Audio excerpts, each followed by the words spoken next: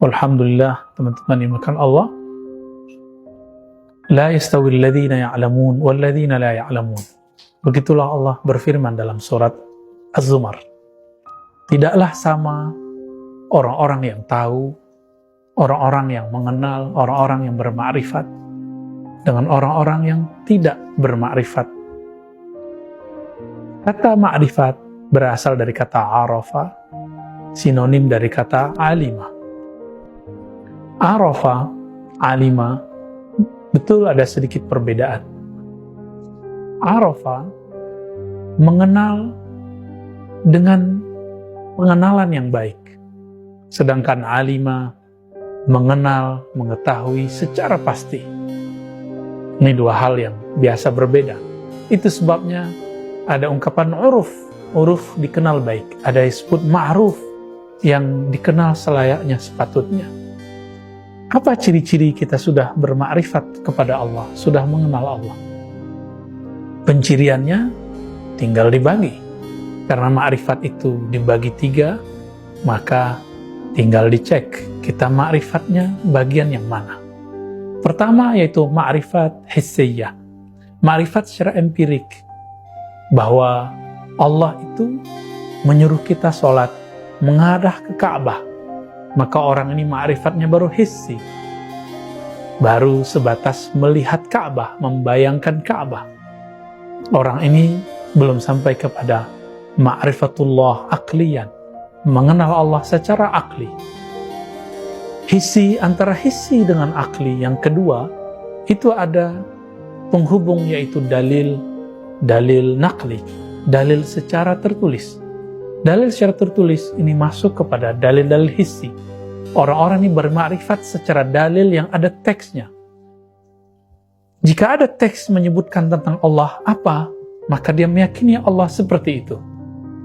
Namun yang di atas itu adalah ma'rifat aqliyah.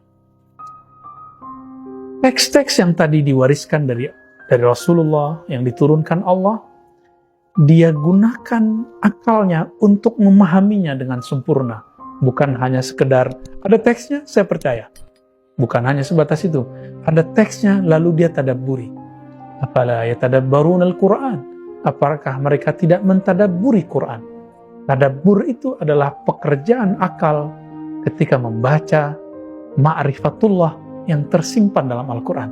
Apa beda yatafakkarun dengan yatadabbarun? Yatafakkarun memikirkan alam semesta, sedangkan yatadabbarun khusus untuk kalam sang pencipta alam semesta. Namun dalam bahasa Indonesia sering tertukar. Orang sering mengatakan tafakkur ayat. Ini kurang tepat. Walaupun boleh dikatakan demikian, yang tepat adalah tadabbur ayat, mengikuti ayat Al-Quran. Afala yatadabbarun Al-Quran. Tadabbur artinya membolak-balik. Inilah yang dilakukan oleh Nabi, para sahabat, Imam Syafi'i. Imam Syafi'i satu ayat dibolak-balik sehingga muncul makna 70 makna. Apakah kita ada yang mencapai tadabbur sedemikian rupa? Tentu belum. Ini ma'rifat akliyahnya Imam Syafi'i jauh di atas rata-rata. Itu sebabnya beliau jadi imam yang dikenang hatta al-yaum, sampai zaman kita sudah pegang gadget. Zaman kita kalau ingin tahu cukup pencet di dalam handphone, smartphone kita. Imam Syafi'i harus mencari kemana-mana, tapi kecerdasannya melewati 12-13 abad yang sudah lewat. Sahabat-sahabat yang dimuliakan Allah, itulah kekuatan tadabbur. Dia kekal abadi karena diabadikan oleh Allah di dalam Al-Quran. Namun ada yang ketiga, ujung dari tadabbur, inilah ma'rifat qalbiyah. Yang ma'rifat qalbiyah ini berujung kepada ma'rifat ruhiyah. Ma'rifat qalbiyah yaitu mengenal nama Allah Subhanahu wa taala, mengenal sifat Allah Subhanahu wa taala, mengenal af'al perbuatan Allah Subhanahu wa taala. Orang ini merasakan Allah itu nyata dalam kehidupan sehari-harinya, dalam rezekinya, dalam hembusan nafasnya, dalam makan minumnya, dalam gerak diamnya. Orang ini merasakan Allah itu zahir, walaupun Allah itu juga batin. Namun, ma'rifat orang ini belum sampai kepada ma'rifatul zat.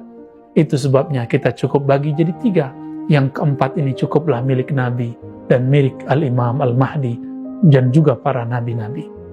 Mari maksimalkan hisiah kita, empirik kita, memori kita, kemudian akliyah, akal kita, lalu baru masuk ke dalam kalbu. Maka yang manakah kita sebagai orang bermakrifat? Itulah Anda sebagai orang bermakrifat. Sallallahu alaihi Muhammad. Assalamualaikum.